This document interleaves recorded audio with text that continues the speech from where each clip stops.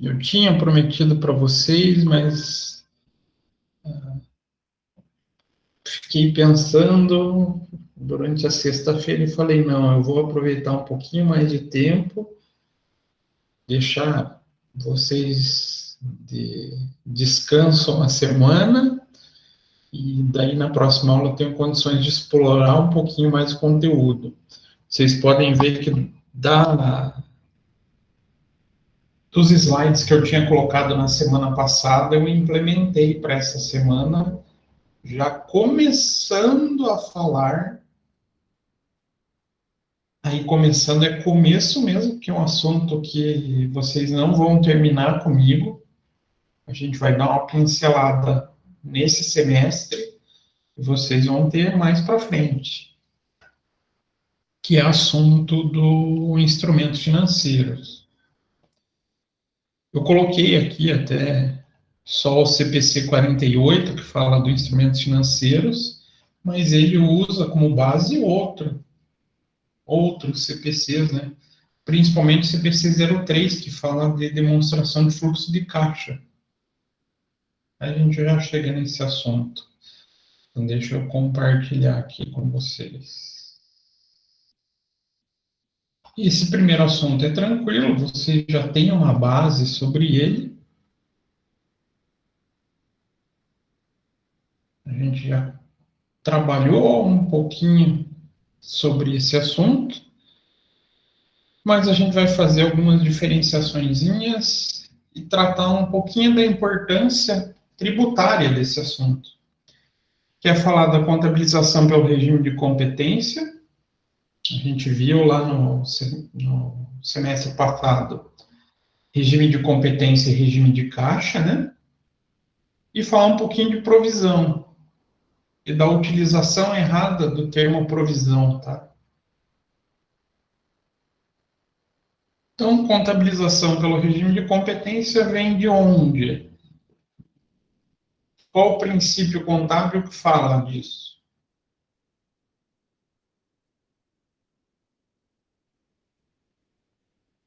Ai, meu Deus, esquecemos os princípios. Pelo menos dois é essencial que vocês lembrem. Dois. Dois. Não? Nada? Ninguém arrisca? Qual foi a pergunta, professor? Perdão. Qual. Primeiro, se vocês lembram do regime de competência. Do regime não, do princípio. Ele é um princípio, né? É um princípio que se torna um regime. Então, o que é o princípio da competência? Eu perguntei se vocês lembram dos princípios, pelo menos dos dois principais que a gente tem. Mas que pergunta difícil, professor, logo cedo. Mas é para começar o dia embalado, né? Esse é um deles. Vocês jamais vão poder esquecer do princípio da competência. Jamais. Porque toda contabilidade é pautada pelo regime da competência. E o outro, que é extremamente importante, é o da entidade. Entidade, vocês lembram qual que é?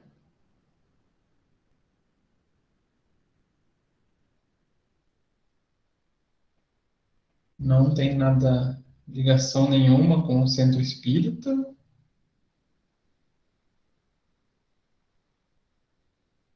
Não lembram também? É um patrimônio da empresa? Do patrimônio? Não Tem sei. relação. Mas o que fala sobre o patrimônio da empresa? Até fiz a brincadeira do centro espírita, mas ajuda de maneira bem tosca, vamos falar assim, a fazer essa lembrança. A gente tem que separar as entidades. E quem tem a entidade? Quem são as entidades envolvidas na empresa? São duas, né? Quem que é?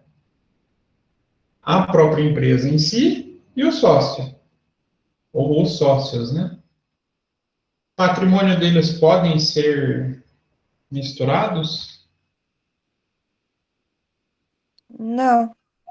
Não. Então, o princípio da entidade é justamente a separação do patrimônio dos sócios do patrimônio da empresa. Cada um tem a sua individualidade. Então, esse é importantíssimo e é um dos mais desrespeitados pelos empresários brasileiros. Que triste, né? Mas acontece. A gente vê muito empresário que usa o cartão da empresa para abastecer o carro pessoal, ou viaja com o dinheiro da empresa, ou às vezes paga a conta da empresa com dinheiro pessoal. Tudo isso quebra o regime da entidade. E o da competência, que é o outro que é extremamente importante, tem relação com a figura dos pagamentos. Então, para vocês lembrarem, o princípio da competência determina que os efeitos das transações e outros eventos sejam reconhecidos nos períodos a que se referem, independentemente de pagamento ou recebimento. Então, eu vou registrar todo e qualquer evento contábil na data que ele ocorre. Independe se ele vai ser pago no futuro ou se vai ser pago agora. Então, até a gente já fazia aqueles lançamentos de seguro pagos antecipados, lembram? Aquele tipo de contabilização segue o regime de competência. Mas tem alguns lançamentos que a gente vem fazendo onde a gente não está separando muito bem isso ainda. Exemplo, pagamento de despesa. Despesa com energia elétrica. Será que quando eu tive o consumo da energia elétrica é o mesmo período que eu pago? No dia a dia de vocês acontece isso? Ou Não. vocês acabam pagando o que consumiram em um mês passado? A gente paga o que consome no mês anterior. Então a gente tem que separar o lançamento da despesa e quando sai efetivamente o pagamento. Teoricamente não. O termo utilizado no dia a dia, que é o termo errado, que daí eu tenho problema com isso, é falar, vou provisionar a despesa. Então, eu vou lançar a despesa para pagamento no futuro. Isso está errado o termo, mas o modo de operação acaba sendo correto. Então, só para a gente terminar aqui, isso pressupõe a simultaneidade de confrontação de receitas e despesas, outro princípio que está vinculado ao da competência. Porém, a gente destaca que se a gente pega as normas contábeis, essa norma já foi revogada.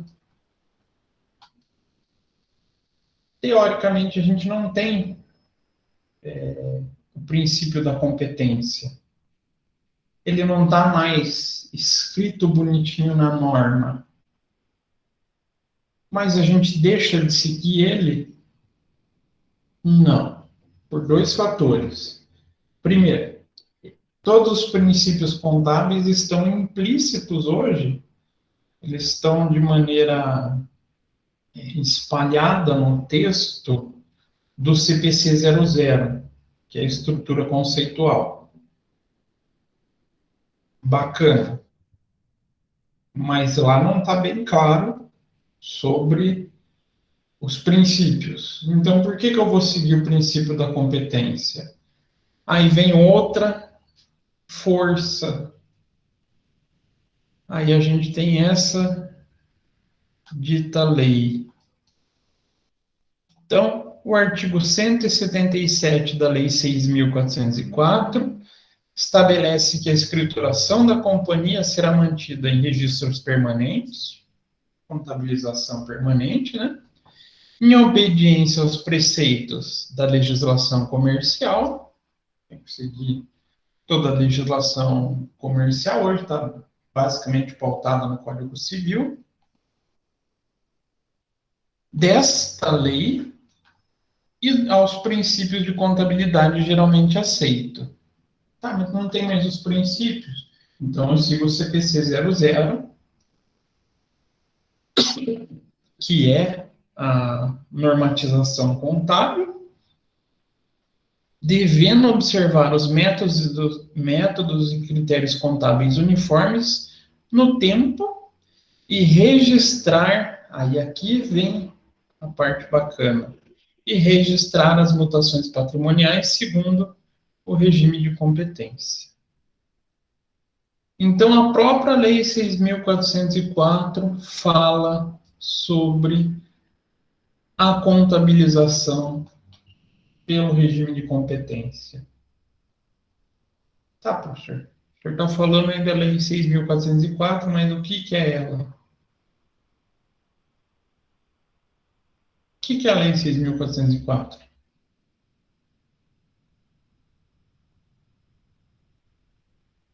Ninguém arrisca?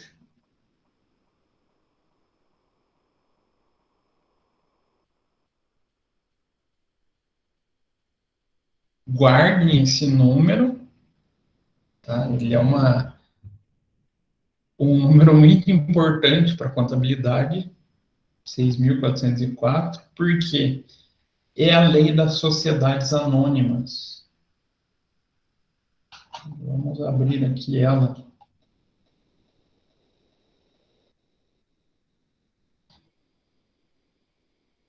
E ela serve como base para a contabilidade não só das sociedades anônimas, mas de todas as sociedades.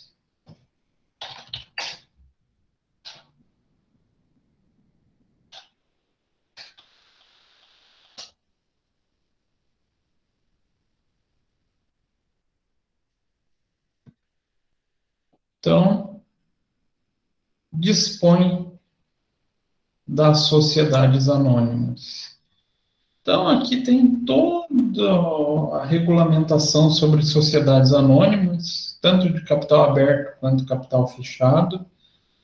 E, mais importante, quando a gente vai lá para os 170, 180, cadê?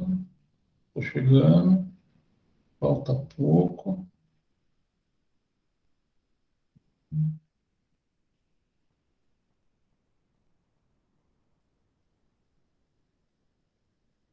Aqui, olha. Exercício social e demonstrações financeiras. Ele começa a trazer aqui toda a regulamentação contábil sobre a escrituração das sociedades anônimas. É o que eu falei para vocês lá. Ó, o que ele pede? Escrituração mantida pelo regime de competência. Então, contabilidade, a gente sabe, a gente grava aqui, só se faz por regime de competência. Nada pelo regime de caixa. Então, só para complementar sobre a Lei 6.404, fala sobre a estruturação do balanço patrimonial, fala sobre demonstração de resultado, demonstração de lucro e prejuízo acumulado, bastante coisinha que vocês vão ter no dia a dia, ou vão ter também no curso.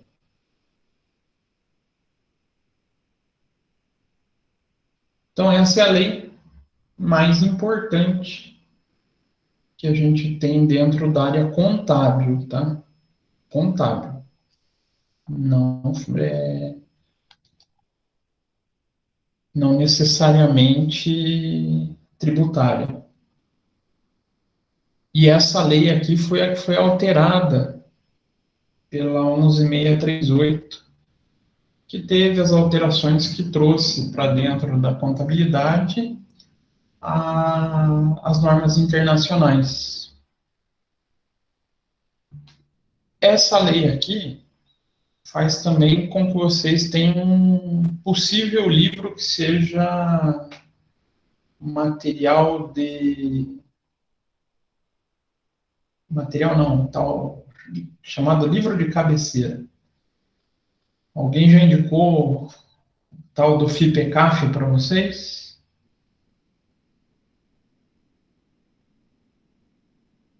Sim, não, talvez.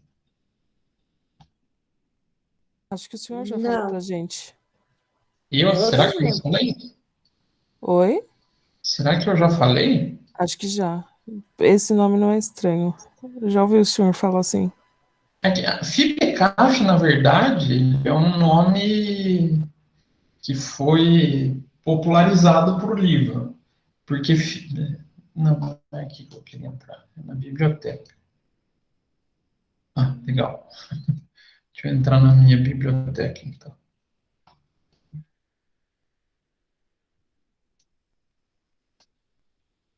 Ele é um livro que foi apelidado com o termo FIPECAF. Que a FIPECAF, na verdade, é a Escola de Administração, Economia e Contabilidade da USP. Só que dentro da FIPECAF, eles lançam diversos livros. E dentre eles tem um, que é o que ganhou o apelido de FIPECAF, que é o Manual de Contabilidade Societária. Vou ficar por aqui.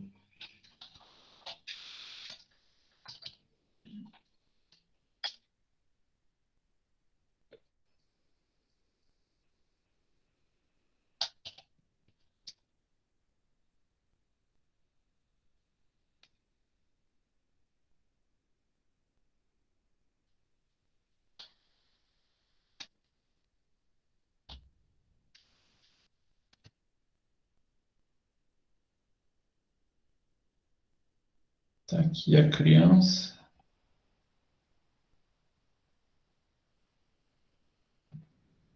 Cadê? Ah, mudaram a capa, tá bonitinha a capa. Esse dito livro aqui. Aí todo mundo chama de FIPECAF porque ele é feito pelos professores que fazem parte da FIPECAF. Então aqui os organizadores são os bambambãs.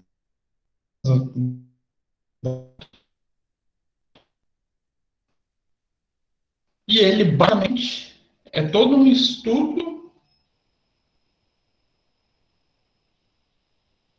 da contabilidade sobre a 6.404.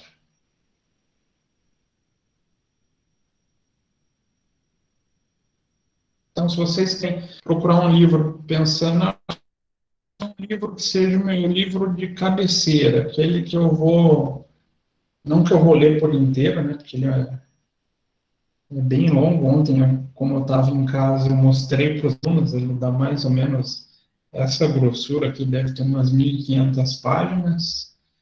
Então, não é, ele é o sugerido. Então, eu quero investir num livro que vai me durar o curso inteiro, professor. Vai me ajudar no curso inteiro. Podem apostar nesse cara aqui.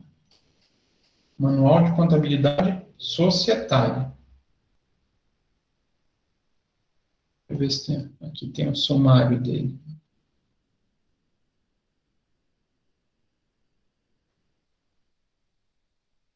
vocês podem ver que tem bastante assunto, né?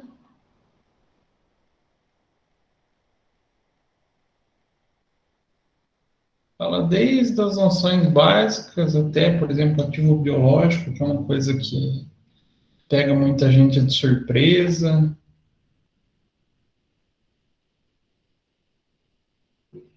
Ativo imobilizado, que a gente vai ver esse semestre ainda. Não fala de todas as demonstrações. Então, ele é um livro extremamente completo. Então, fica a sugestão para vocês. Querem um livro para consulta? Ele é caro, vocês viram, né? Mas é um livro que vocês vão ter para uso durante todo o curso de contabilidade. Então, não se faz contabilidade que não seja pelo regime de competência.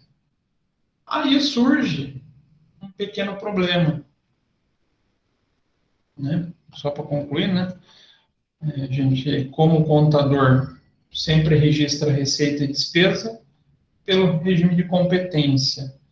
Mas surge daí esse termo, que leva muita gente a fazer confusão, que são provisões. A gente fala, eu vou provisionar o pagamento. Usam o termo de modo errado. Provisão, o que ela é? Vocês ainda vão estudar mais sobre provisões, vão ver melhor o conceito. Eu tenho um CPC só sobre isso, que é o 25. Provisão é uma reserva de valor para atender às despesas que se esperam. Então, a provisão visa a cobertura de um gasto já considerado certo ou com grande possibilidade de ocorrência. Eu ia falar probabilidade, porque a gente usa o termo probabilidade quando vai fazer provisão. Então, o que é a provisão? Algo que eu sei que vai acontecer. É um gasto que eu sei que vai ser realizado, mas ele tem uma característica específica para poder chamar, para usar esse termo. Ou ele tem uma data incerta de pagamento, ou um valor impreciso de pagamento. A gente tem uma noção aproximada, mas não tem o valor exato. Nossa, pode acontecer isso na contabilidade? O que vocês acham?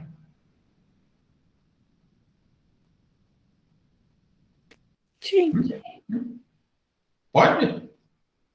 eu acho que pode. Aonde será que a gente encontra possíveis dívidas que a gente não tem uma previsão exata do pagamento? É uma área muito comum, Comissão de vendas. mas a comissão a gente não tem certeza. A gente só vai ter certeza quando ele vende. O vendedor faz a venda. Aí a gente sabe quanto e quando tem que pagar. Aí já não é mais Verdade. uma coisa. Hã? Verdade. Aí ele já não é mais uma provisão. Aí ele é uma dívida. Ah, então não existe, professor. Não tem. Processos judiciais.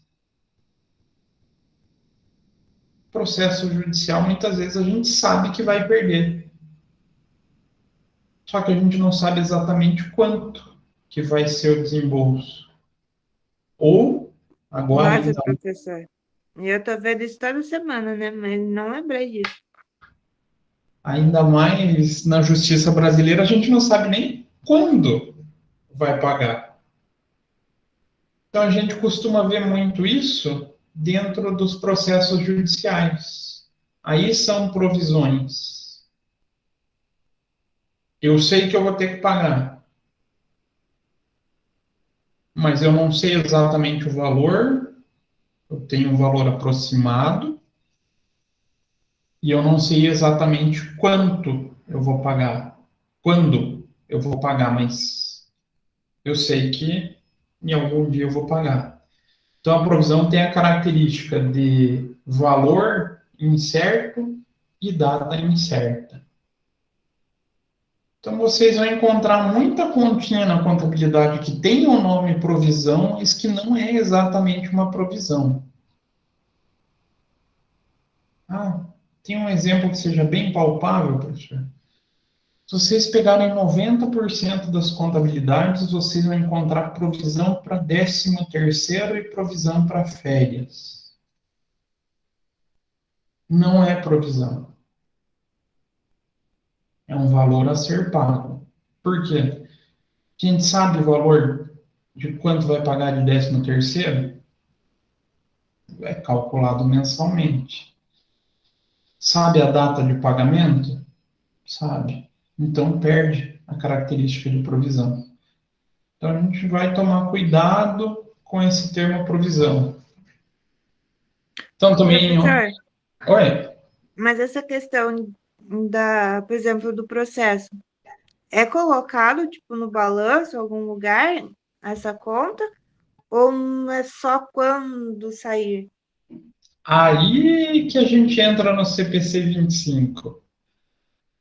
Isso. Vou dar uma adiantada, mas vai ser tema futuro para vocês também.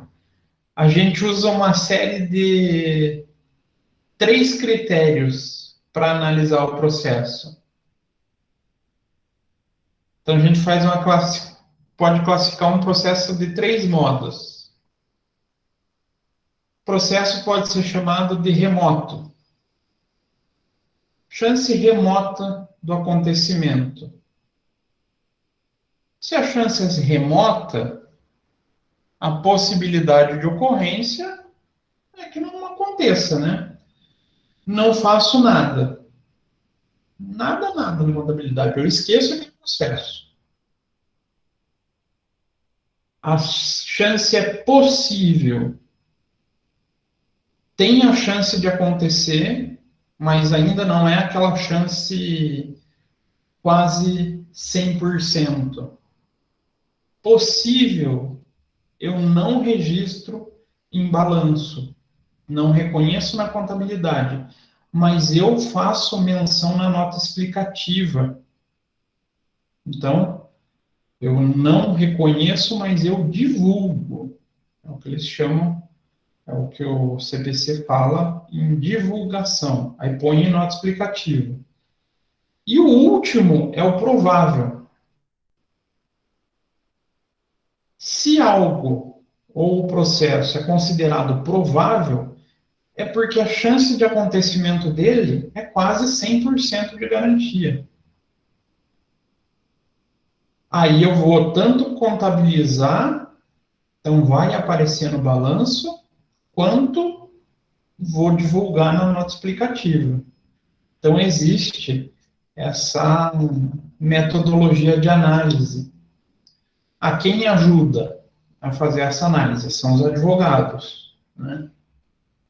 Eles têm conhecimento maior do que pode acontecer em um processo ou não, por conhecer toda a história de causas semelhantes, por já estar mais habituado com jurisprudências e tudo mais.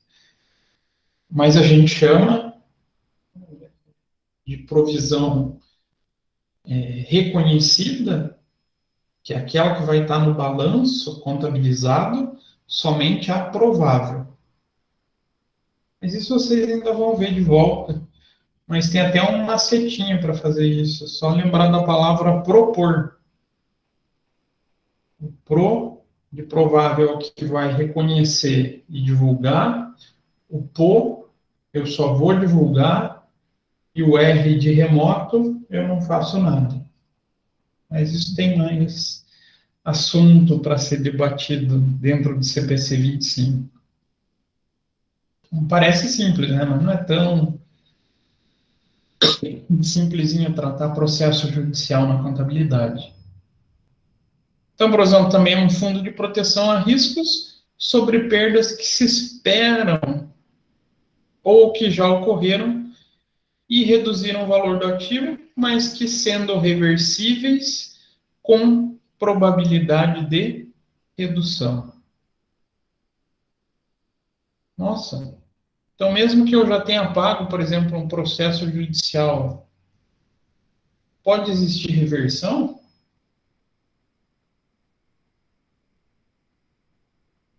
Na prática, isso existe, será?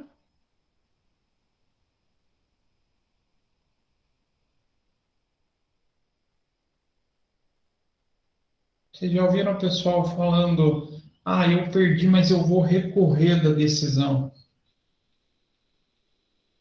Sim. O recorrer é tentar rever. Então, mesmo que seja feito um pagamento, eu vou deixar uma provisão lá no balanço indicando que eu ainda acho que eu vou reduzir esse valor.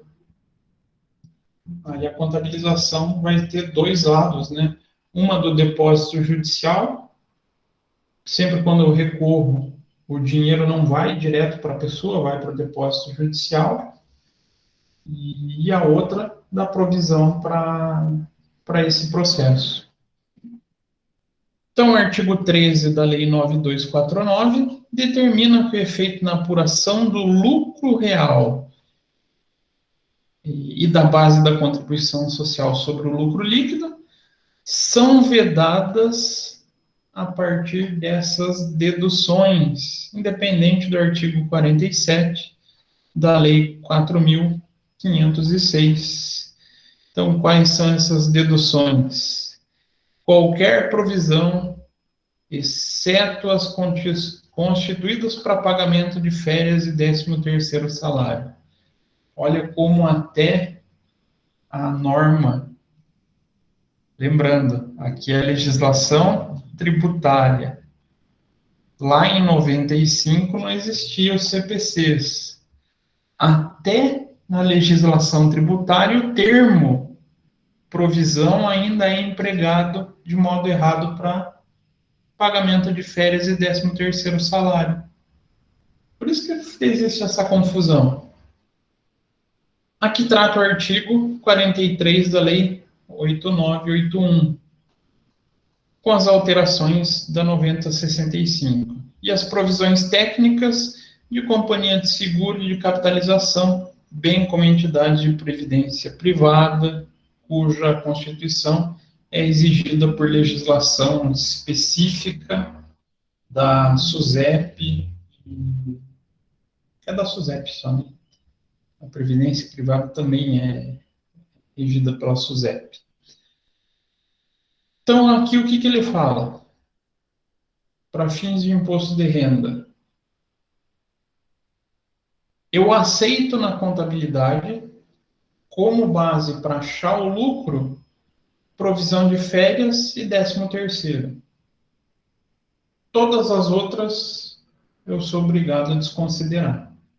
Então, essas provisões que eu faço em processo judicial, eu vou desconsiderar.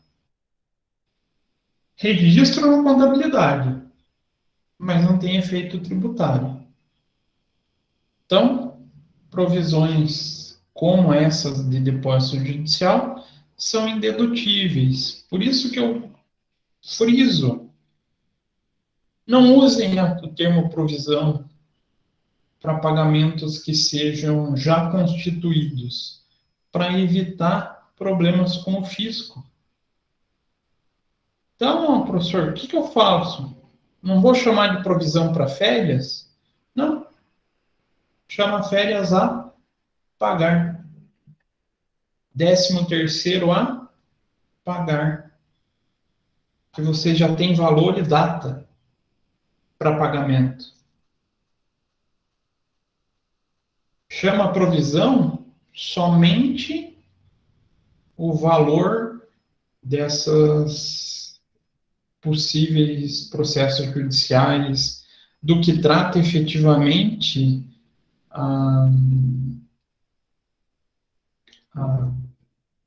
o CPC 25.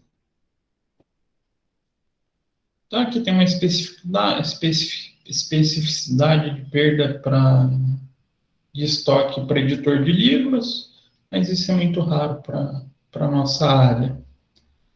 E essas provisões para companhias de seguro e previdência privada, só para vocês terem ciência, para uma previdência privada ou até para uma companhia não, uma empresa de plano de saúde, ela tem que ter, aí eu uso o nome provisão por causa da legislação específica, provisões técnicas, que são reservas exigidas pela legislação para que consiga sustentar a operação desse tipo de empresa. Como assim, professor? A gente nunca sabe, dentro de uma previdência privada, ou pegar até um exemplo mais atual, mais palpável, um plano de saúde, quando ele vai ter possíveis gastos acima do normal. Em geral, o consumo do plano de saúde é um padrão, né? Mas agora na pandemia, será que os planos de saúde estão gastando mais? O que vocês acham? Sim. Nossa, o que está tendo de gente internada e utilizando UTI está bem maior. O plano de saúde tem que pagar o hospital.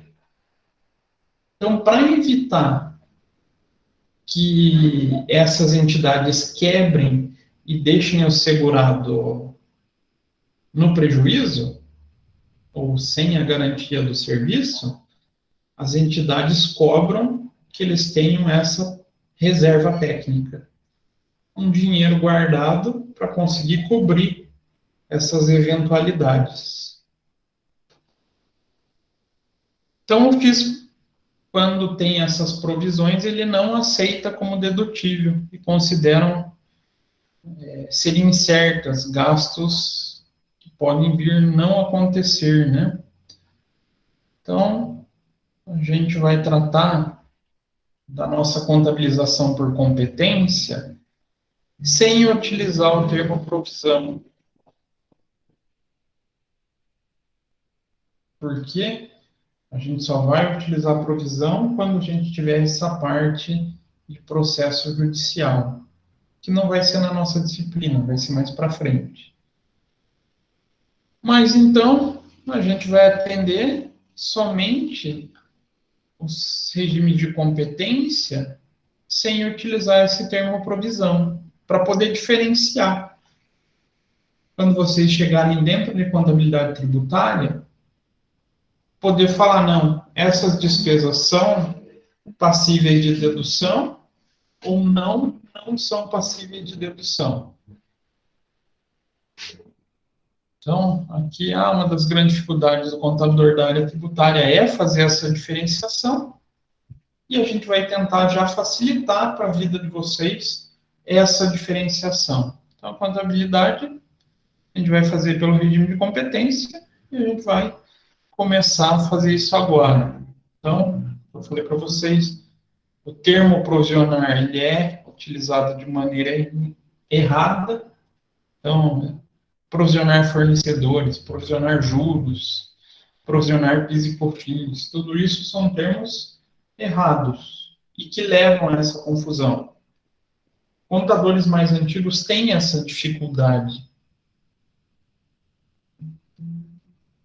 Esses valores já são valores exatos e com data de pagamento. São dedutíveis. Então, eu tenho que registrar na contabilidade da maneira mais fácil possível. Lanço como a pagar. Então, antes de entrar nos instrumentos financeiros, vamos tratar exemplo. Chegamos lá, 31 de março. Então, vou colocar aqui. Lançamento 1. 31/3. O que aconteceu nesse dia? Ocorreu apuração da folha de pagamento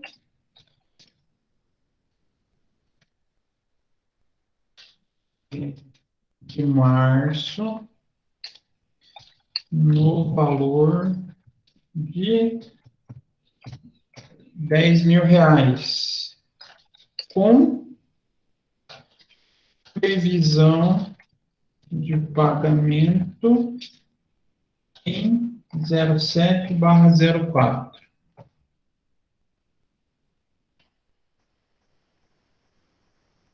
Eu vou atender o pedido da Narda antes dela pedir. Né, Narda? Sei que você já ia falar aumenta. Ah, com certeza. Então, temos esse primeiro lançamento. Março, não, março.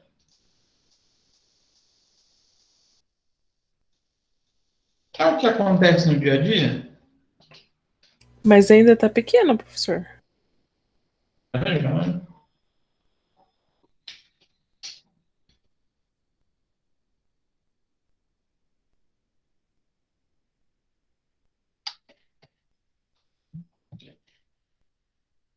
É o que acontece no dia a dia, será? Com folha de pagamento?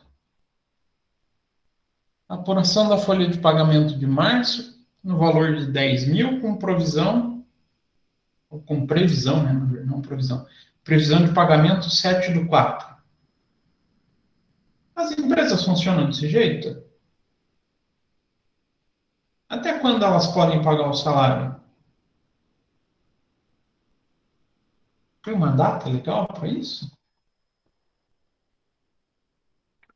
Sim, é o quinto dia útil. Isso. Ela não precisa pagar exatamente no fim do mês. Tem empresa que vai pagar, aqui no dia 31. Mas tem empresa que vai até o quinto dia útil. Aqui eu peguei 7/04 porque teve um feriado no meio, né? O que a gente vai contabilizar, então? A provisão. Olha como eu ainda utilizo o termo errado. Eu me dou essa liberdade porque eu me formei antes de 2007. A gente vai fazer a previsão do pagamento. Então, a gente vai lá na contabilidade. A gente vai ter despesas com salários. Despesas com salários, lançamento 1, em 31/3. 10.000. Contrapartida, salários a pagar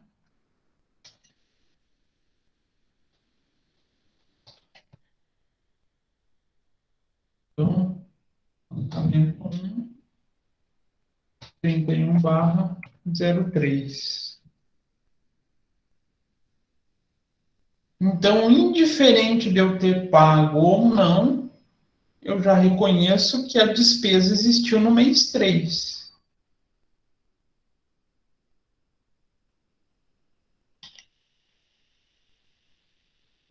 E junto aqui,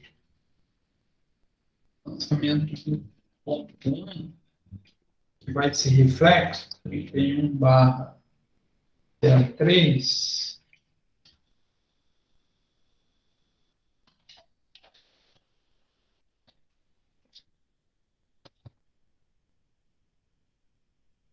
Décimo terceiro.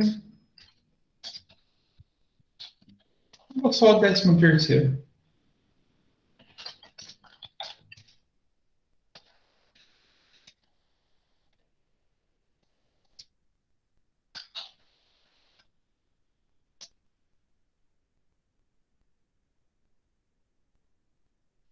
Apuração do 13º referente à folha de março. Quanto que a gente recebe de 13º por mês? Ou quanto vai ser preparado para pagar de 13º lá em dezembro? 8% do salário? Esse é o FGTS. A gente recebe no final do ano um salário inteiro, mas por mês seria esse salário dividido por 12. Isso, Sabrina. Como a gente tem o pagamento integral de um salário para o funcionário que trabalhou o ano inteiro, então cada mês eu vou reconhecendo que ele já tem o direito de um dozeavos. Então aqui o cálculo seria como? 10 mil. Claro que vocês vão ver a folha de pagamento mais para frente também, folha completinha, né? Na verdade, intermediária, no segundo semestre, intermediária 1 para ter. Então, esses funcionários já têm o direito de 833,33.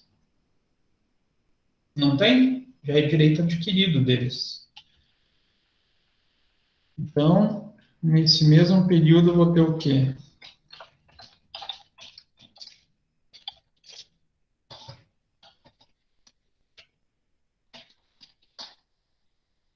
Despesa com 13º salário, então vai ser 1,1, 31/03, 833,33. E o que o pessoal mais antigo costumava fazer? Que daí é o que eu falo para vocês evitarem. Chama lá, provisão. Vocês viram que está até na legislação tributária, né? Para 13º salário. Isso que eu ia perguntar, professor, se está na lei, digamos, escrito isso, e não se pode usar, eu não entendi. É que a lei tributária ela foi editada em 95. Podia, era comum. A legislação contábil ela foi atualizada em 2007. A essência vai ser só tirar o termo provisão. É só o nome, risca o nome. Então, em vez de provisão para 13º, que daí provisão é o que a gente considera indedutível no imposto de renda, e esse valor eu posso deduzir. O que eu vou chamar? 16º não, 13º salário a pagar. É isso.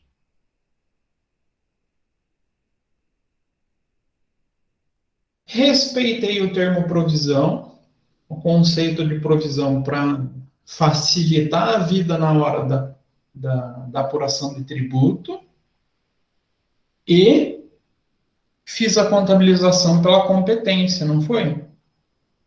Então, lançamento 1.1, 31/03. Vai lá. Já estou reconhecendo que eu vou ter que pagar esse valor. A única coisa que eu vou pagar lá em dezembro. Só isso. O que eu tenho que obrigatoriamente fazer, então? Ou se o funcionário solicitar antecipação, né? Isso. Aí tem os casos mais específicos, né? Quero adiantar o 13º no caso de férias, né? Tem peculiaridades. Ou o funcionário foi mandado embora. Aí já recebe. Então tem esses casos, mas já está aqui, pronto para pagamento. E a despesa já aconteceu no mês 3. Esse 1/12 já foi reconhecido no mês 3. Aí a gente tem, então, essa figura do regime de competência. Aí chegou lá o lançamento 2, dia 07/04, pagamento do salário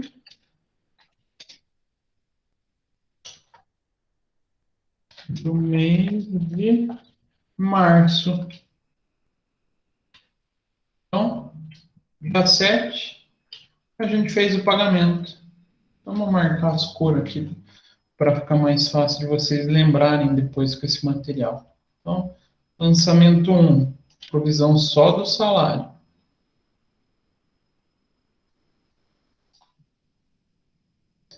Lançamento 1.1, a provisão das férias não, do 13º. A gente faria também o mesmo lançamento para férias, tá? E agora a gente vai fazer o pagamento. Então, chegou o dia de pagar os funcionários, eu vou lá no caixa ou no banco. Vou fazer o quê? Reconheço. Então, lançamento 2, 07/04, o pagamento. Marcar. Opa, aqui a gente fez barra.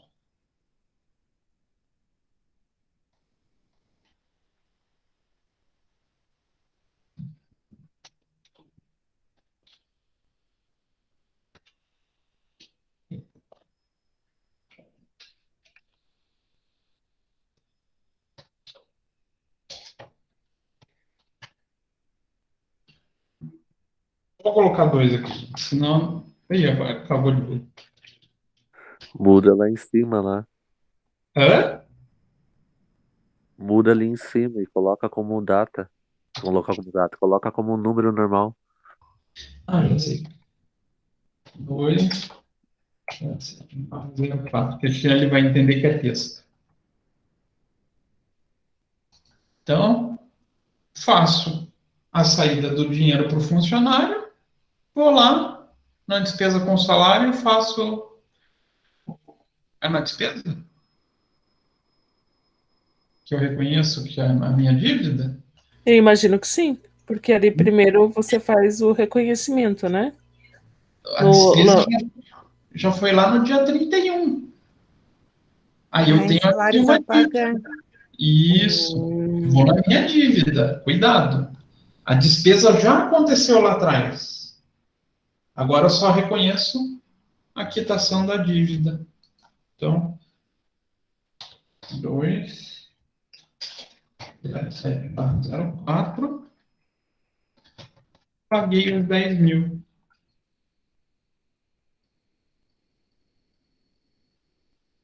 Porque não iria bater se fosse além de despesa. A gente ia ficar com 2 créditos, né? 2 créditos ia ficar muito estranho. Ia ficar duplicado, né? Respeitei aqui o princípio da competência, né? O salário do trabalhador foi lá no mês 3, então é uma despesa do mês 3. A única coisa é que o pagamento foi no começo do próximo mês. A gente não vinha seguindo isso ainda à risca, né? Exemplo. Então, um lançamento 3. Chegou no dia 01/04. Professor, Recebimento, peraí, de fatura de energia elétrica referente a março,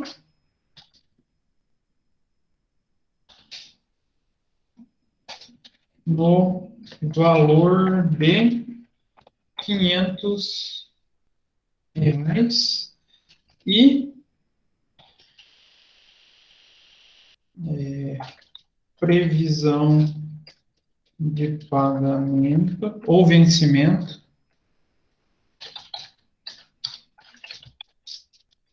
em 15/04. Chegou no dia 1º de abril, mas o evento se refere à leitura de energia elétrica de que período?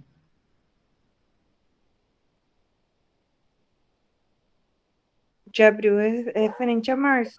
Março. Então, eu lanço quando aconteceu. Diferente dele a gente ter recebido pelo correio em abril.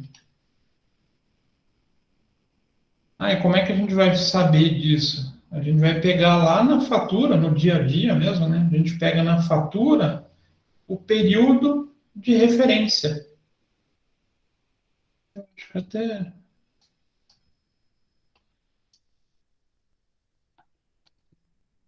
Eu tive que imprimir uma leitura da Copel lá da minha esposa para ajudar a explicar.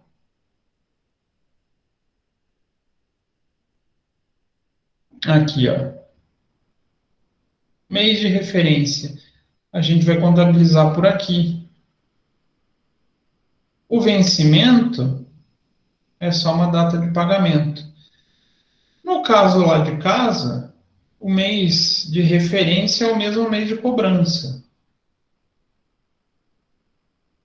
Então, para efeito de competência, tanto a despesa quanto a saída de dinheiro vai acontecer no mesmo mês, né?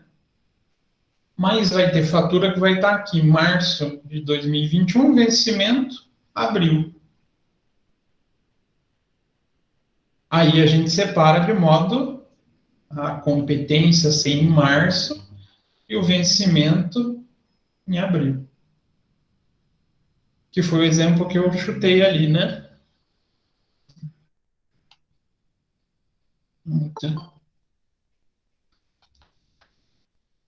Então, vamos contabilizar. Diga, Lucas, você ia fazer uma pergunta. Na verdade, eu já entendi o complexo. Era referente ao 1,1 ali, em relação ao 13º. É só porque aqui, ó, 1.1, o 13º é um reflexo da folha, né? Não, sim, eu tava pensando ali o 10.000 divididos por 12 seria um mês de cada. Ali seria referente a 1/3 do salário de cada funcionário, no caso. Um terço não, é um 12 doze. avos, Isso mesmo. que é 10 mil para pagar o ano inteiro. Então, ele vai tendo esse direito adquirido durante os 12 meses. Então, a cada 12 meses, a cada um mês, ele vai acumulando 833, até que chegue o momento onde ele receba o mês final, lá em dezembro, que vai completar os 10 mil reais. No caso, o mês de dezembro é o valor que tem maior, porque daí, no caso, ele tem alguns benefícios ainda em cima do 13º. Que daí tem a apuração do 13º, né? Mas o salário base do 13º vai ser os 10 mil. Só que o que vai acontecer? Aqui no salário 13º, salários a pagar, vai ter um no mês 3, vai ter mais 833,33 no mês 4, mês 5, mês 6, mês 7, até que complete 12 meses. Se a gente lançar 12 vezes 833, chegou em dezembro, vai ter quanto para pagar? O 10 mil. Então, a gente vai reconhecendo mês a mês esse direito que o funcionário já tem. Mesmo que eu não tenha pago ainda. Professor, Oi? não dê risada de mim. Não tem nada a ver agora. Como que o senhor faz para selecionar tudo e apagar tudo? Porque eu só sei selecionar um por um e apagar. Um por um, sabe? Selecionar? Na verdade, você deixa com o botão esquerdo do mouse clicado e arrasta. Ó. Daí, deleta. Seleciona todas essas células daí. Entendi. Eu quero selecionar a célula específica. Não. Então, porque para apagar, eu só consigo selecionar uma célula de cada vez para apagar. Aham. Então, Eu quero apagar, então, eu quero limpar esses Tudo. razonetes aqui. Aham, Eu clico com o botão direito, seguro, entendi. mantenho apertado e vou arrastando. Hum, Selecionei. Posso soltar, vou lá em delete, uhum, apago tudo. eu tava sofrendo, professor, obrigado. Não, de nada. Isso não se preocupe, nada. Isso eu nunca vou ir. Na verdade, eu até gosto de estar trabalhando no Excel, dá para ensinar esses detalhezinhos. Porque muita gente não faz curso de Excel. Concorda comigo? Sim. Às vezes não dá tempo. E o Excel, tem muita coisa, gente, muita coisa. E E como que a quando, gente faz? Hã? e quando você faz o próprio curso, você acaba esquecendo também as coisinhas. Também. E aqui a gente vai colocando uma ou outra coisinha e vai melhorando com vocês. E tem bastante atalhozinhos, né, professor? Que às vezes ajuda Tem, bastante. tem atalho, fórmula, ferramenta. Isso dá para fazer curso até de extensão para trabalhar o Excel. Tá aí, acho que eu vou sugerir para Débora. Vocês estão participando do curso de IR? Sim, Amanhã você? Amanhã vocês vão ter que me aturar, então. Mas o meu tema é mais específico, tá? Mais focadinho em dois assuntos. E eu vou trazer um complemento de brinde para vocês. Que eu vou ensinar também daí para vocês calcularem no Excel. Que é o quê? A variação patrimonial. Que é uma coisa que muita gente passa desapercebido. A gente não pode entregar declaração com variação patrimonial negativa. O que é isso? Vamos supor assim, o Lucas ganha R$ 1.000 por mês. Quanto foi a renda do Lucas no ano? De maneira bem simplista. 12 mil, né? Aí na mesma declaração ele faz uma compra de um veículo de 25 mil e não fez financiamento nenhum. E ele não tinha informado nada e nem os bancos informaram que ele tinha dinheiro guardado. Dava para comprar um carro de 25 mil? claro que não. Tá faltando dinheiro, não tá?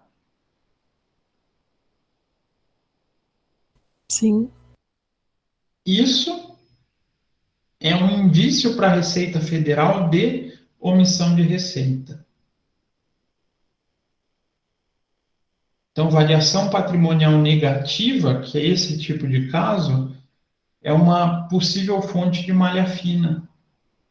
Ele vai ter que justificar. A Receita vai intimar o Lucas. Lucas, me explica, como é que você comprou um carro de 25 mil, ganhando 12 e sem ter guardado dinheiro no passado?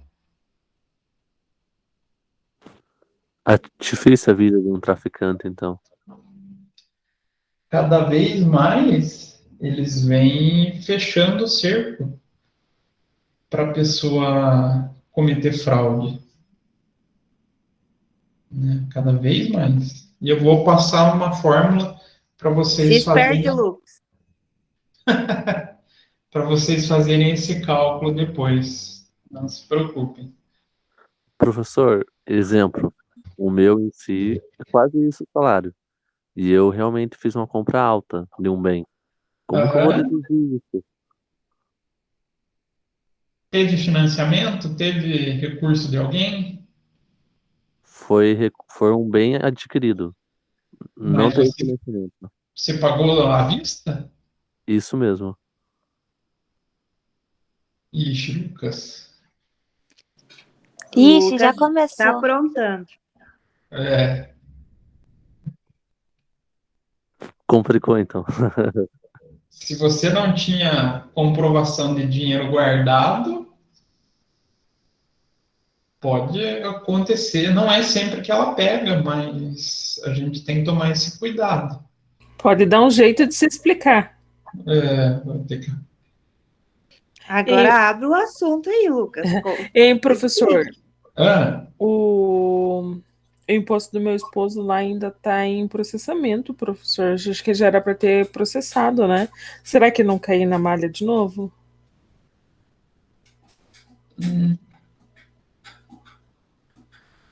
pode ser que sim, pode ser que não, né? Às vezes tem processamento que ele é rápido, e às vezes tem processamento que é lento.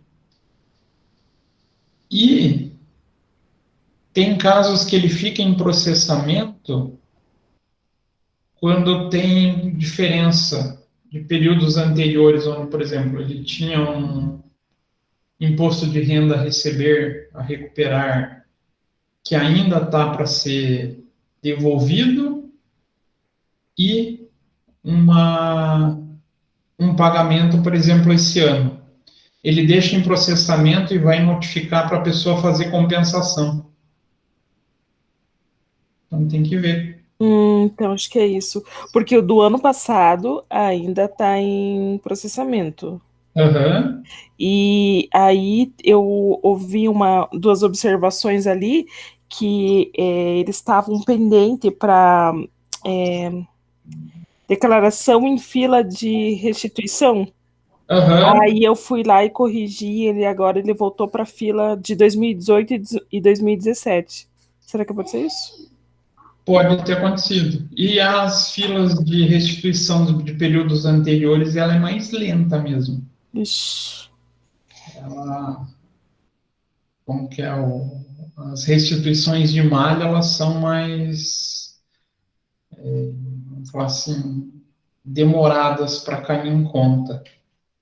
Para cobrar da gente, eles são bem rapidinho, né? Isso, sem dúvidas, né? Então vamos voltar aqui para o nosso exemplo, senão a gente começa a falar de imposto de renda e eu sei que vocês são ultra curiosos por tributário, né?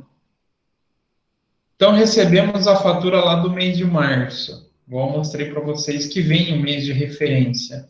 O que eu vou considerar então? Despesa com energia. Então, 31/03 barra 3, lançamento 3. Eu coloquei lá 500, né? Mais a previsão para de vencimento 15/4. A gente vinha lançando direto no caixa, não era? Despesa com energia. Vinha e lançava no caixa. Agora a gente vai começar a colocar energia elétrica a pagar. Reconheço a minha dívida com o banco. Com o banco não, com a Copel. Então, marca ela aqui de laranja. Professor, Oi? está dificultando o lançamento, que é o mais fácil, que é a despesa. Hã? Você tá dificultando o lançamento, que é o mais fácil, que é a despesa. Mas a competência ela não vai fugir disso, Lucas. A única coisa que a gente, em vez de lançar... você está falando que eu estou complicando o lançamento mais fácil? Mas a única coisa que a gente vai quebrar em dois. Um que é reconhecer a dívida e pagar. Mas tem certeza que na hora do professor colocar lá o exercício, o professor vai complicar. Não tem como complicar essa parte. É aqui, O professor pagamento. é bom em complicar as coisas. Certeza?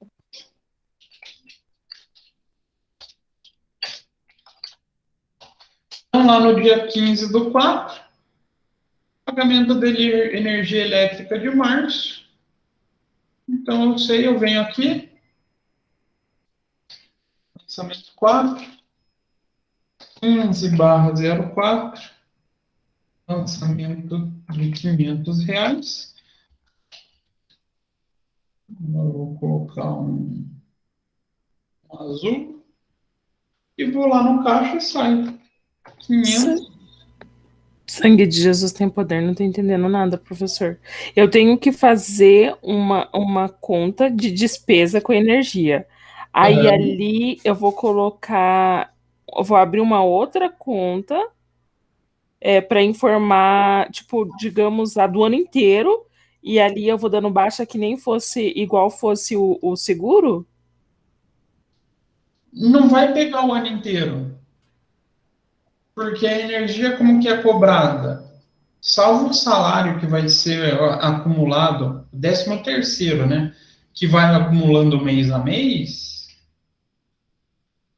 o salário, a energia elétrica, a água, o esgoto, o que acontece? Eu tenho a despesa reconhecida no mês, com vencimento no próximo mês.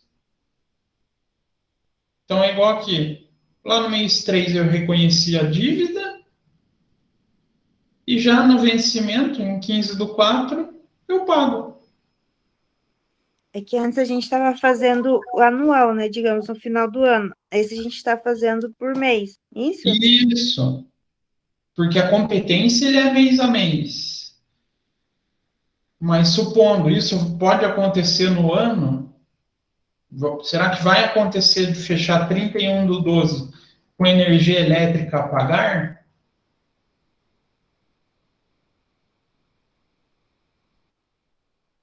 Vai, porque a gente não tem energia de dezembro, Sim. que Você paga em geralmente janeiro. que vai ser pago em janeiro. Como o balanço vai sair no meio entre a despesa e o pagamento, pode aparecer lá a continha, energia elétrica a pagar, lá no balanço, R$ 500.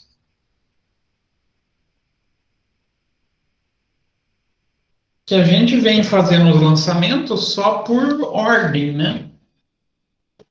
Mas quando a gente tem na escrituração contábil, lembrem-se que a gente tem as datas. Aí a gente vai separando, data por data.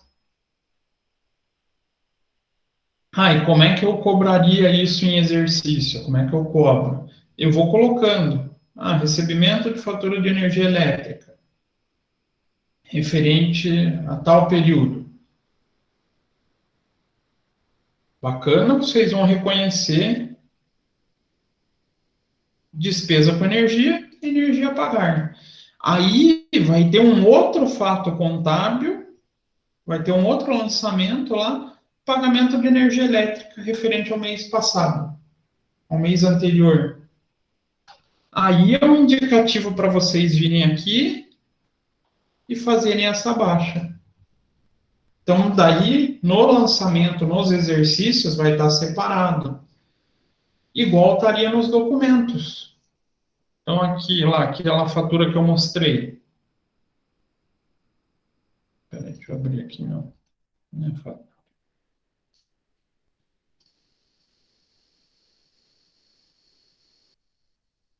Então, esse documento aqui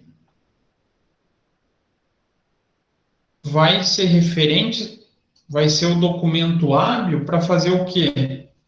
Essa perninha em laranja, rosa, essa cor estranha, essa cor goiaba. Quando que eu vou ter esse lançamento? Esse documento não me dá essa possibilidade, né? Quando que eu reconheço o pagamento da fatura?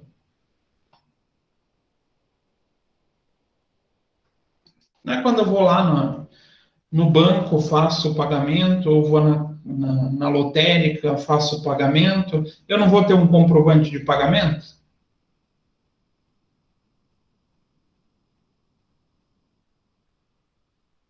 Tem, não tem? Aí, com esse comprovante, isso no dia a dia, é o que eu vou conseguir daí justificar o lançamento da baixa. Ah, eu não tenho esse comprovante. Não tenho a baixa da energia elétrica a pagar. Como aqui a gente não tem como passar os lançamentos em si, a gente vai segregar em fatos contábeis diferentes. Vou falar da despesa e vou falar do pagamento. Então, não vai complicar tanto. A única coisa que a gente fazia é um lançamento, agora a gente vai fazer 2. Só isso. E isso ajuda daí nessa diferenciação. Não vou pôr folha, tá, gente? A folha aqui foi um exemplo para mostrar o 13º e como a gente tenta eliminar o termo provisão. Mas as despesas, agora a gente vai começar a fazer o reconhecimento em uma data com o pagamento em datas futuras, como ocorre no dia a dia das empresas. Então, aí a gente vai estar respeitando o princípio da competência. Isso não vai cair na prova agora, né? Hã? Isso não vai cair na prova agora. Vai. Ai, sério? Sim. Vocês vão ver que não vai ter tanta dificuldade. Professor, eu tô rindo da Narda. Mas e se a gente vai fazer também a demonstração e o balanço dessas contas ou não? Sim, normal. A única coisa, qual que é a diferença? Despesa continua o processo normal, vai para o zeramento, vai para a demonstração de resultado. A pagar ficou com saldo, então supondo aqui eu não paguei, vai estar lá no passivo. Então, fornecedores, tanto. Energia elétrica a pagar, 500.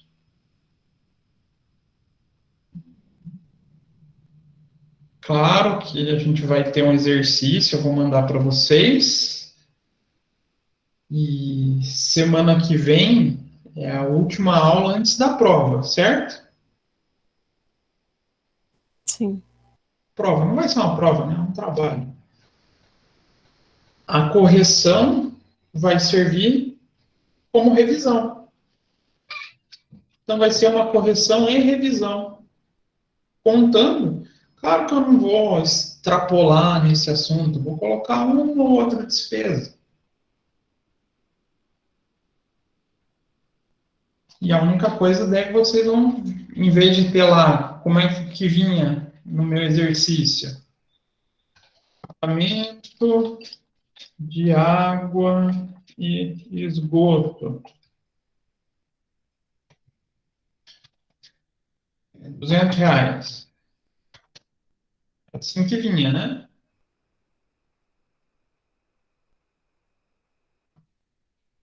Sim ou não? Sim. E daí vocês só faziam despesa com água, esgoto e caixa.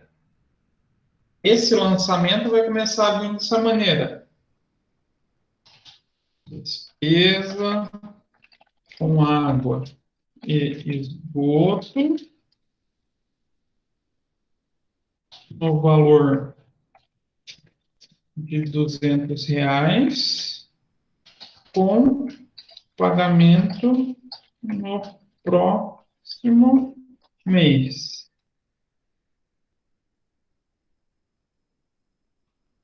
E pode ou não vir um lançamento, pagamento da água e esgoto referente ao mês anterior. Então, esse tipo de lançamento vai se desmembrar em 2. Só isso. Então, aqui... Então, é isso que eu ia perguntar. Então, esse daí é só o reconhecimento. Isso. Aqui a gente faria esse lançamento em goiaba aqui. 500 e 500. Ou vamos fazer ele mesmo novo? Então, despesa com água e esgoto. E eu vou ter, em vez da saída do caixa, eu vou ter água, esgoto a pagar. Então, vai estar lá 200 e 200. Vou colocar aqui que cor para diferenciar bem. Essa aqui dá para diferenciar, né? Então, esse lançamento é só provisão. Não é provisão, é previsão. É só a minha previsão de pagamento para o futuro. Reconheço a despesa, mas eu não movimentei o caixa ainda.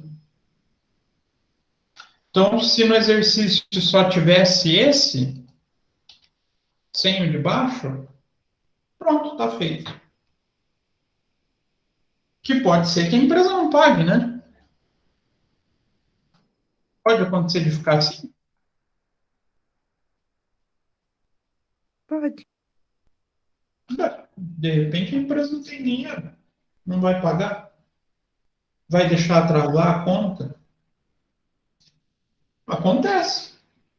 Professor, Ah, mas, por exemplo, as despesas a gente coloca no ARE, né, para zerar elas. isso. Esse processo segue o mesmo padrão que a gente vinha. Tá, então eu vou zerar a parte de despesa, né? Isso mesmo. A energia elétrica a pagar, daí não, fica como conta normal. Aqui vai ficar onde? Balanço. Porque é a minha dívida, não é? Lembrando, tudo que tem a pagar representa a minha dívida. Fica no balanço. A gente só deixa eu recuperar aquele histórico. Então, aqui. Apareceu o lançamento do pagamento. Vou colocar aqui em cinza. Aí sim vocês vão vir aqui. Eu tenho a dívida. Quito ela, pago. E sai do meu caixa ou banco R$ 200.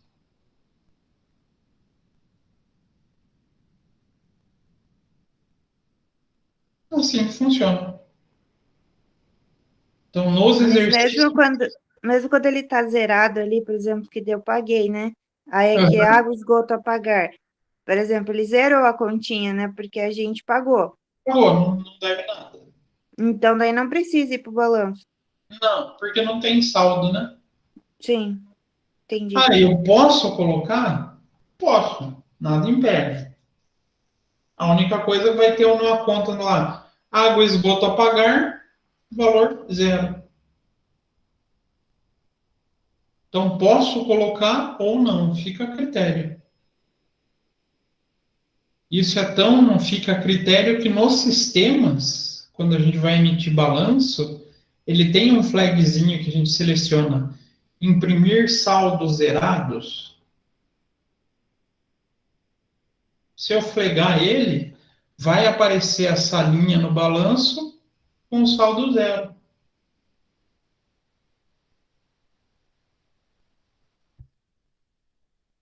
Mas eu acho que polui o balanço, né? Vai ter uma linha lá que não vai me trazer informação nenhuma. Está zerado.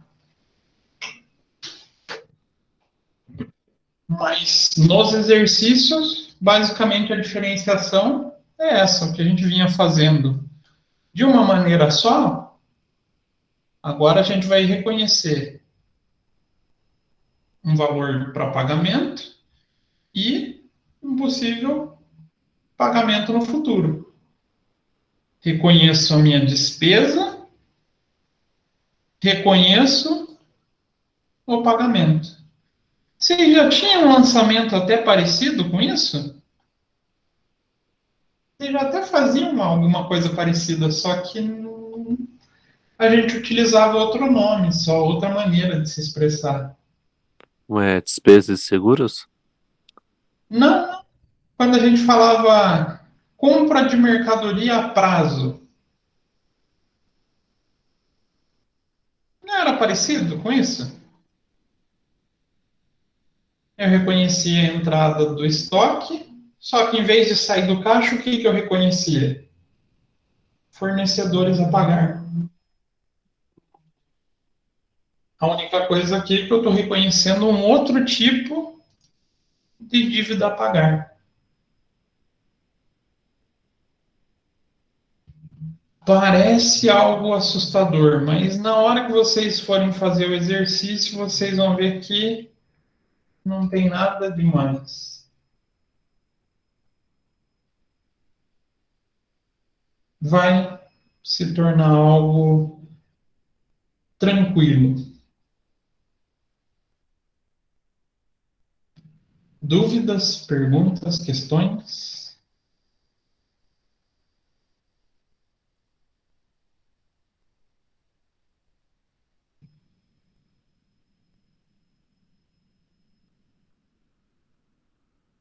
Esse silêncio me assusta. Eu já tirei minhas dúvidas, professor. Já? Claro, vocês vão ter que fazer o exercício. Eu vou postar agora o exercício para vocês e treinar. Na hora que vocês estiverem treinando, se surgir dúvida, vocês me chamam. Vocês sabem, tem meu contato, podem me chamar. Mas eu acho que vai ser tranquilo. Que vai acabar sendo até um pouquinho intuitivo para vocês. Aí o nosso próximo assunto é falar de instrumentos financeiros. Mas aí eu vou deixar para depois das provas. Não vai ser prova, né? É um trabalho só. Daí a gente vai falar sobre variações financeiras, que tipo de variações financeiras são, e eu começar a falar um pouquinho de movimentações relacionadas a instrumentos financeiros. Vou deixar então esse assunto para a próxima aula. Beleza, gente? Beleza. O que que eu vou fazer? Vou colocar lá no AVA, no material de estudo, essa planilha aqui, né? Para caso vocês, na hora do exercício, tiverem dúvida, poderem consultar. E vou colocar o exercício para vocês treinarem. Aí a programação é na próxima aula. A gente revisar, fazer a correção com bastante calma, porque ele vai ser a base da nossa prova. Ah, então o professor não vai fazer revisão? Não, mas vou. Como assim, professor? Tá ficando maluco? Não, né? Na verdade, a correção vai ser a própria revisão para a prova. Beleza, gente? Beleza. Professor, Oi. sabe aquele exercício que você deixou de, de frequência? É isso que Aquela a Náida tinha pedido. Vamos entrar no AVA. que eu entendi bolo fuginato.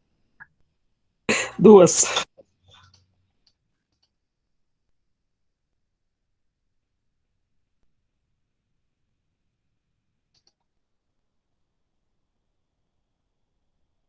Então, são. É que o meu aqui ele aparece de um jeito diferente do que vocês veem.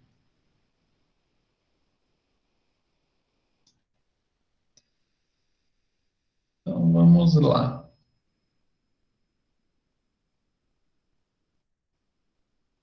Não, esse é o dessa semana.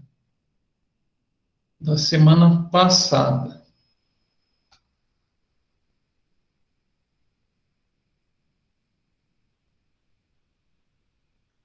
Para mim, acho que eu tenho que clicar aqui, senão não aparece.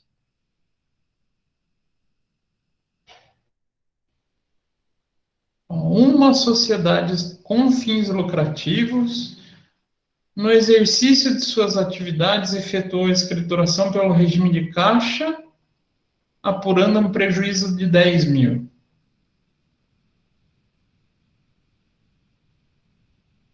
O que ela fez de errado já aqui? Apurou pelo caixa. Apurou pelo caixa. Lembrando, contabilidade só se apura lucro ou prejuízo Regime de competência. pela competência. Advertida do seu erro, elaborou a escrituração pelo regime de competência, tendo registrado um lucro líquido no exercício de 3 mil. Opa! Quanto está dando de diferença aqui? 7. Não, 13 mil. 13. Porque, além de reverter 10 mil de prejuízo, ele aumentou para o lucro de 3. Então, teve uma saída de dinheiro ali de quanto? 13 mil no período, que não representavam despesas pelo regime de competência. As despesas pelo regime de competência equivaleram a 70% das despesas registradas pelo regime de caixa. As receitas reconhecidas pelo regime de competência montaram 24 mil. Logo, as receitas pelo regime de caixa corresponderiam a... E agora?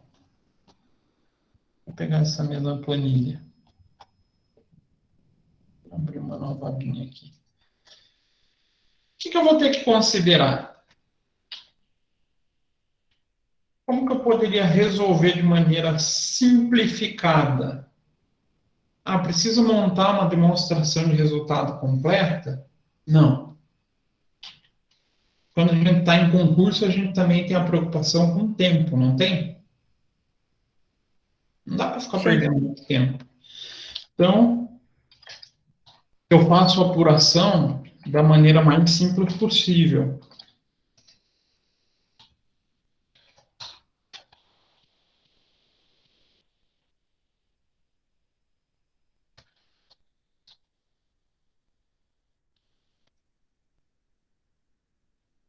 Olha que engraçado.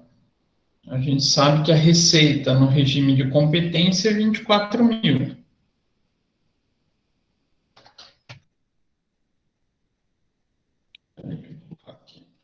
O professor está fazendo aí? Ah,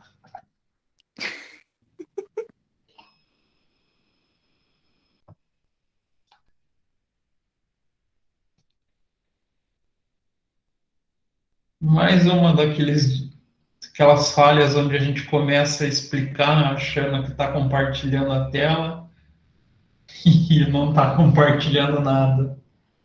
Ai, que terror. Então, tá aqui. Monta de maneira bem simplificada. Aqui, na verdade, era mais lógico, é o uso da lógica para resolver o exercício.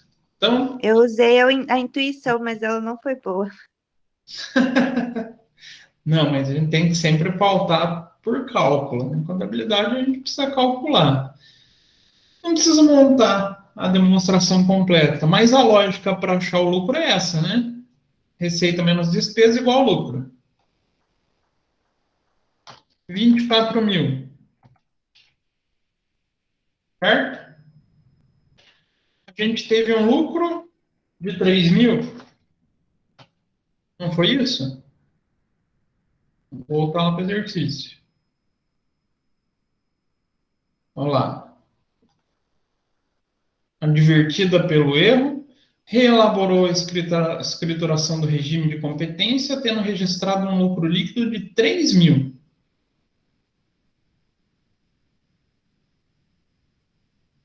Então, do 24 mil da receita, eu tive um lucro de 3. Quanto que eu tive de despesa para conseguir chegar nesse 3 mil? É 21? Não é 70% lá? Calma, já vamos chegar nos 70%. Os 70% representa o quê? As despesas pelo regime de competência equivalem a 70% das registradas pelo regime de caixa.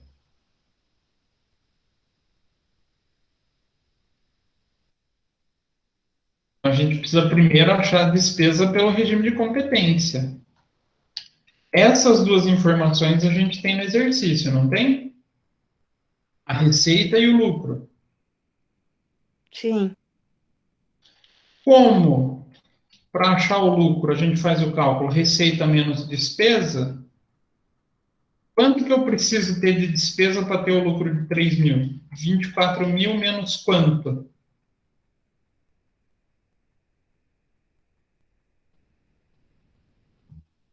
21? 21. Confirma? Será? Esse menos esse dá aquele 3 mil. Opa, achamos uma informação importante.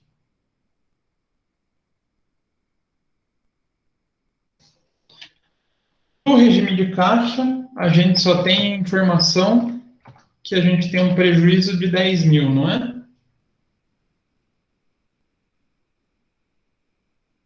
De regime de informação fixa. Para o regime de caixa, por um prejuízo de 10 mil. Bacana. Então, essa informação a gente já tem. Essa informação é a nossa próxima dúvida. A gente tem essas duas informações para resolver, sendo que o que o exercício quer saber é essa linha.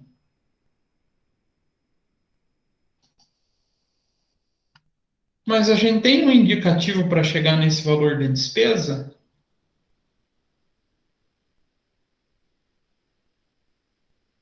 Tem. Que é o 21 mil aqui, né? Sim.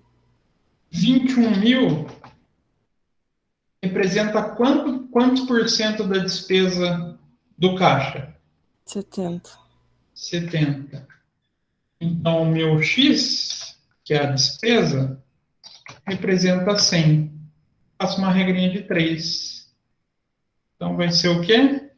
21 mil vezes, faço a multiplicação cruzada, e esse resultado eu divido por 70. Então, a minha despesa é 30 mil. Não é isso?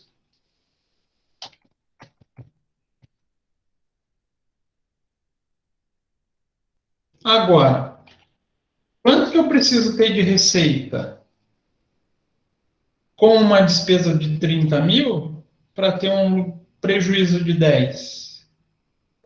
20? 20 mil.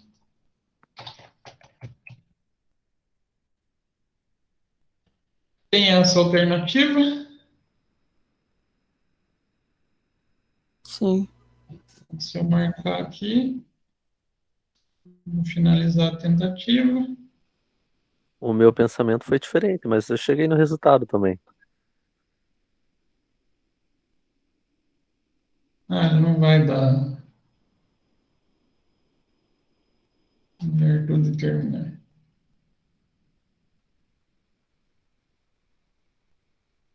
Aí ele vai dar a resposta 20 mil.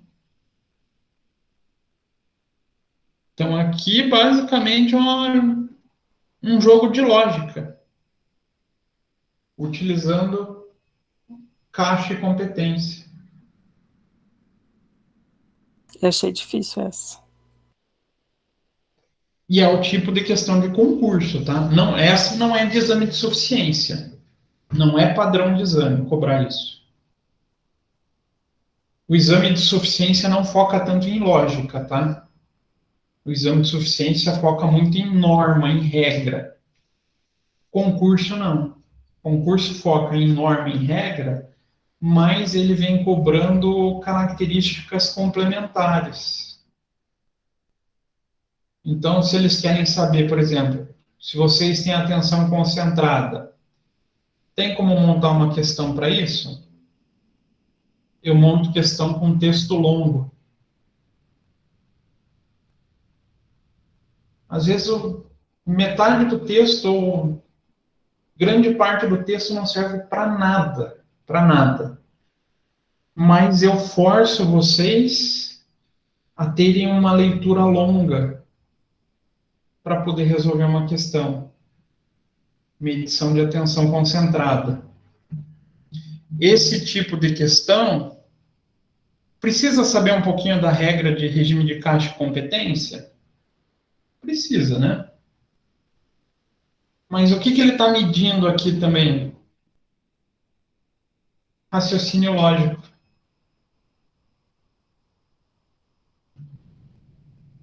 Então, tem essa jogada onde eles misturam medições e montam a questão de acordo com a necessidade que eles querem medir para uma determinada vaga. Então, é uma vaga para uma atividade que exige raciocínio lógico. Vai ter mais esse tipo de questão. Ah, não, são vagas que exigem atenção concentrada. Puta, vai ser aquelas provas gigantescas para resolver. Ah, uma vaga que exige os dois. Aí ferrou, mistura tudo, as questões são longas e com raciocínio lógico.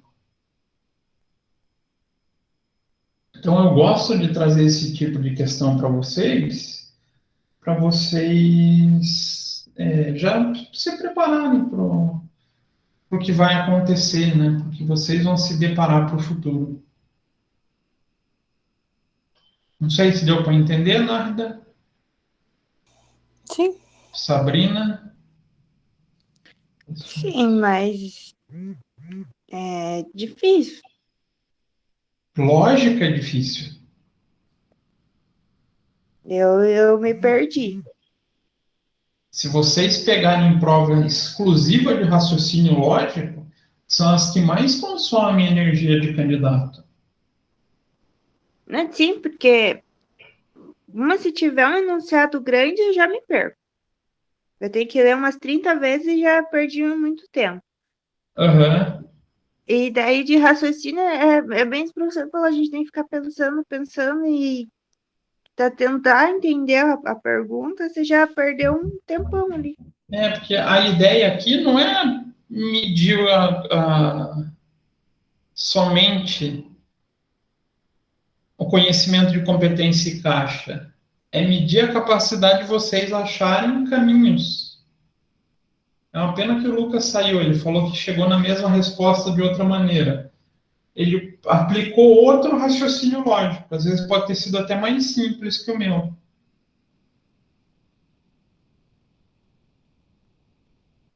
Formas.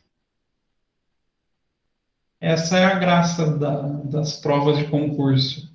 A gente não vai encontrar só contabilidade. A gente encontra outros conceitos atribuídos.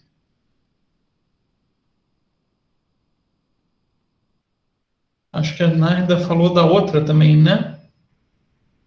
Ai, professor, por favor, na verdade, eu usei a, aquela, a tabelinha que o senhor passou pra gente lá nos cursos de mercadoria, mas eu coloquei lá, deu errado.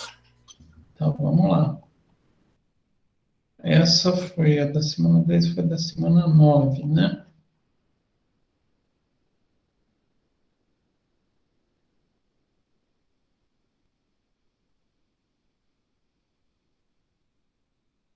Essa semana estava uma confusão.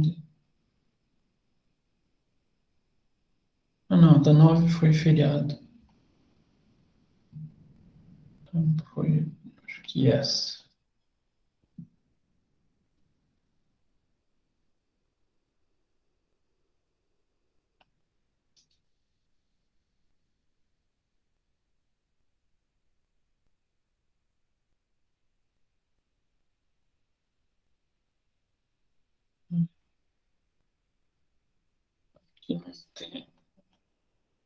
Esse AVA para o professor é uma coisa maluca. Como é que eu posso... Se eu clicar aqui, ela abre a questão. Aqui, né? Isso. Matéria-prima adquirida por 3.000, incluídos nesse valor, 150 referentes a IPI e 342 referentes a ICMS. O frete de 306 foi pago pelo vendedor, que enviou a mercadoria via aérea, mas a empresa compradora teve a arcar com o transporte entre o aeroporto e a fábrica, que custou 204. Considerando que os impostos são recuperáveis, o registro de estoque será de... E agora?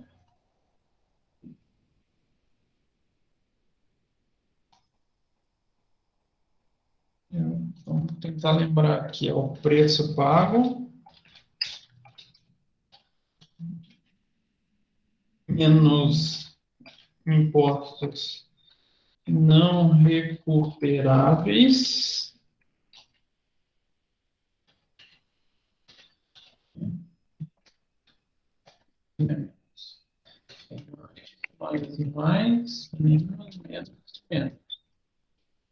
menos fretes, menos armazenagem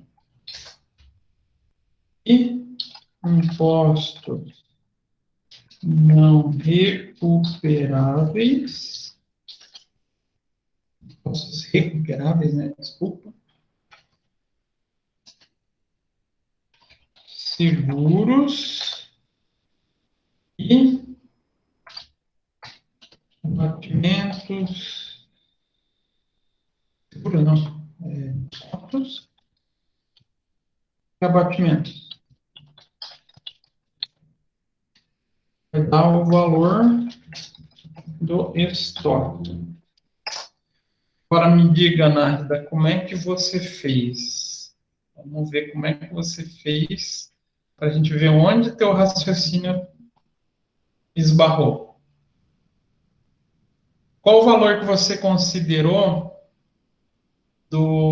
da compra? 3. 3.000? Vou fazer do jeito que está feito. Vou fechar esse slide aqui para não me atrapalhar. Fazer exatamente igual. 3.000. Impostos não recuperáveis, você preencheu? Não. Não. Fretes, você preencheu? Sim. Em quanto? Os 306 ali, né? Não, cuidado aqui, ó. O frete 306 foi pago pelo Vendedor. Pois é, a hora que o professor leu, eu imaginei que era isso mesmo, que não veio na nota, né?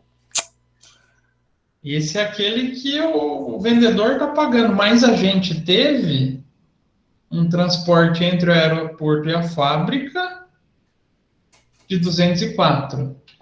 Opa, então aqui eu vou considerar 204.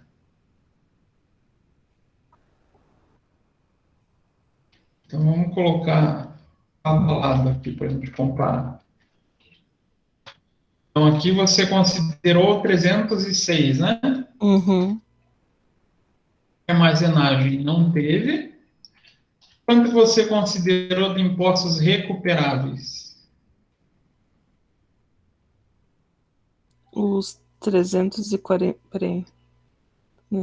150 referente. Acho que os 342. 342? Uhum. Mas aqui a gente tem que ver que ele fala no plural. Os impostos são recuperáveis. E quando a gente fala de matéria-prima, é compra para a indústria. Então, assinar para 150 também pode ser recuperado. Então, o que que eu vou ter que fazer?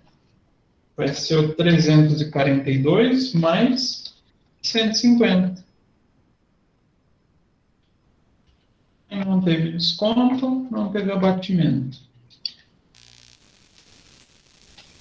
Então, esse mais esse menos esse. Isso? Isso.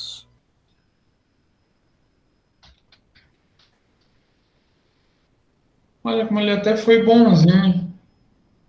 Ele não colocou uma opção de 2.964. Não, mas o que eu fiz tinha dado uma opção, professor. Eu não lembro que opção que eu coloquei. Então, eu já sei. Você somou o 306 com o 204. Esse vai ter, quer ver?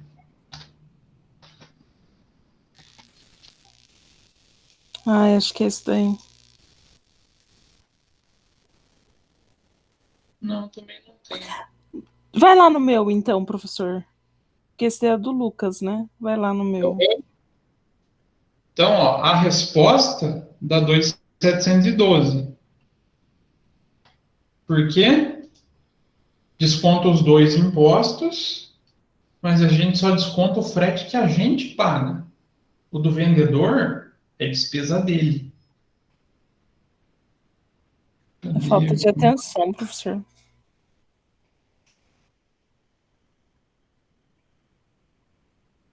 O que que eu coloquei? Ah, 2018. ah. Será que pode ser que você somou 150 aqui? Uhum. É, uhum. Tirou todos os valores.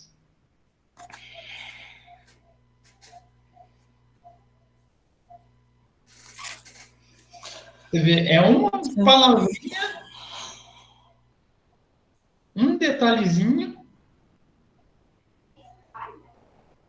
que pega e mata a questão. E para vocês verem como o avaliador pensa, ele já vai montar o exercício, montar essas respostas, pensando em alguém que vá passar batido por essa frase. Ah, mas isso é sacanagem, professor. É sacanagem.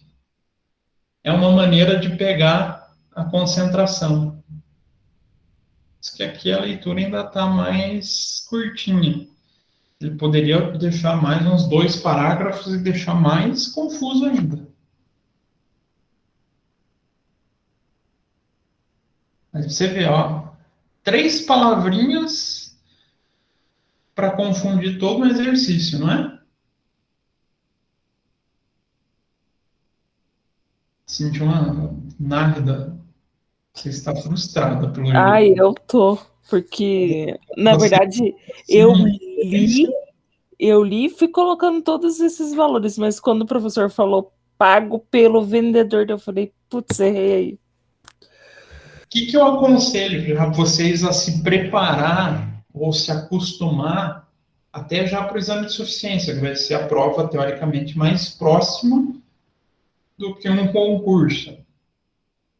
Nesse tipo de questão, gente, leiam uma vez, igual a Sabrina falou, lê uma vez, tenta entender o que está se passando e lê uma segunda. E nessa segunda, aí, quando é concurso, quando é prova, a gente pode rabiscar a prova, né?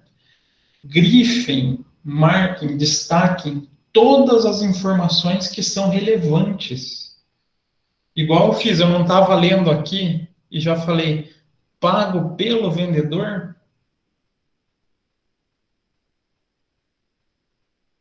Então, eu vou destacando aqui, a matéria-prima adquirida já está incluído nesse valor, então, já sei que aqui dentro dos 3.000 já tem os impostos, considerando que os impostos são recuperáveis, vocês têm que ir tirando palavras-chave para fazer a facilitação da análise. Como vocês se preparam? Treinando. para não cair nos erros que os preparadores colocam para vocês. Eles fazem isso pensado, tá, gente? Lembrando que a função do avaliador de banca é selecionar pessoas com características específicas. Então, ele, sabendo as características que o contratante quer, ele monta a questão para tentar pensar quem são as pessoas que têm essa característica. Pode ser com atenção, pode ser igual a outra questão com raciocínio lógico. Professor, eu preciso pagar para fazer o exame do CFC? Sim, Quanto? acho que está R$ 100. Professor, Ah, Ai, é sobre a questões ali que o professor colocou agora de hoje. ah, A número 2 tem duas opções iguais, tá certo? Ou foi erro de digitação? ah, devo ter colado errado, porque eu digito minhas questões no bloco de notas, que é muito mais fácil digitar no bloco de notas do que inserir questão no AVA. O AVA é muito chato, gente. É horrível de mexer. Então, aí eu deixo pronto a questão e vou lá e vou copiando e colando. Então, deve ter duplicado. É porque ele tem a B e a C tão iguais. São iguais. Uhum. E o pior é que a resposta certa, não, acho que é a C que eu coloquei. É porque para mim a resposta certa é a 1 e a 2, só que tem duas opções com 1 e a 2. É, não, saiu errado. Mas não se preocupe, gente. Eu falei para vocês que eu ia considerar. Deixa eu parar de gravar aqui, peraí.